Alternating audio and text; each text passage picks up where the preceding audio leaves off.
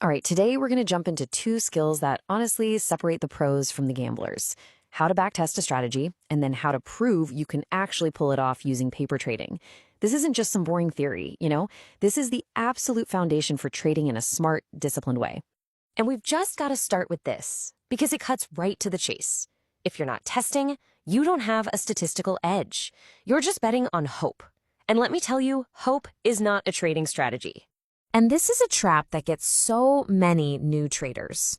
You see a pattern on a chart, right? A perfect breakout or a clean little pullback, and it looks foolproof. But then when you actually apply those rules over hundreds of trades with real data, that pretty picture just completely falls apart. So the obvious answer is, well, just test your strategy. And yeah, you're right. That's what you got to do. But this is also where things can get really tricky. Backtesting is like walking through a minefield. It's so easy to make mistakes that give you this totally false sense of confidence that can end up being really, really expensive. So what is a backtest really?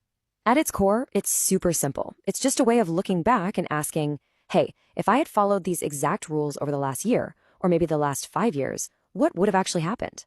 You're basically swapping out guesswork for historical data. But here's the real danger.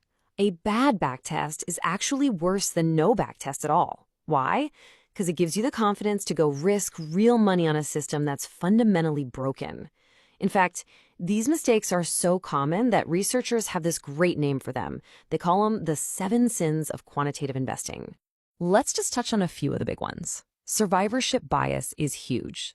It's like testing a stock picking strategy, but you only use today's successful companies, and you totally forget about all the ones that went bankrupt along the way. Then there's look-ahead bias, where your test accidentally uses information that you wouldn't have actually had at the moment of the trade. And overfitting? Oh man, that's when you tweak a strategy so perfectly to past data that all you've really done is model the random noise, not a real pattern. It looks absolutely perfect in the rearview mirror, but it completely fails the second it faces a new day. And look, this isn't just my opinion. This is a direct quote from a major academic paper.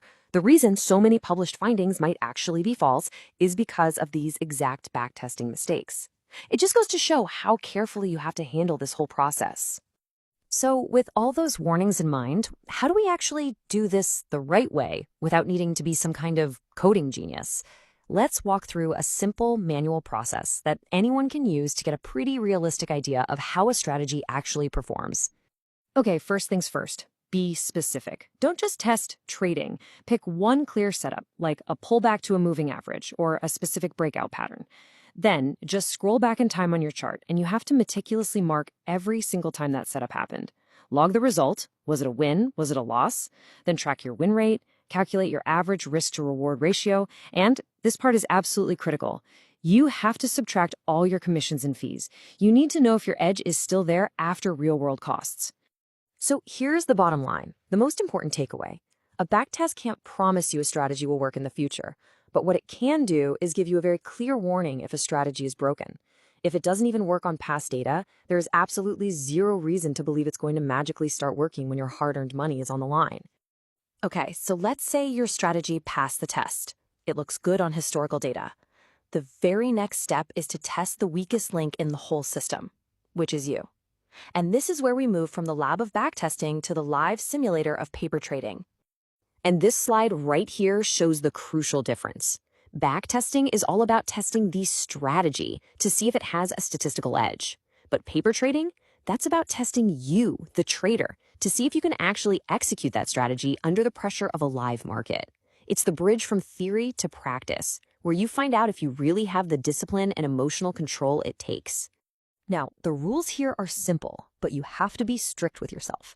Get a demo account from your broker. You have to follow your trading plan to the letter. No cheating.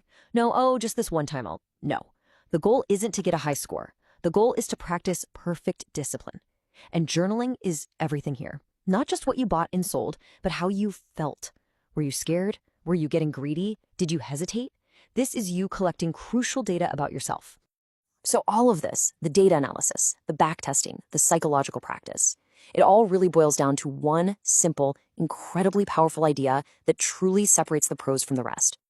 This is it. This is the golden rule. Test first, risk later. You test the strategy, you test yourself. Only when both of those have passed do you even earn the right to put real capital on the line. Every single trade should be backed by this foundation of hard work and practice.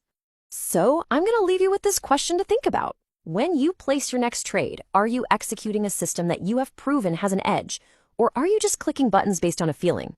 Are you backtesting, or are you just guessing?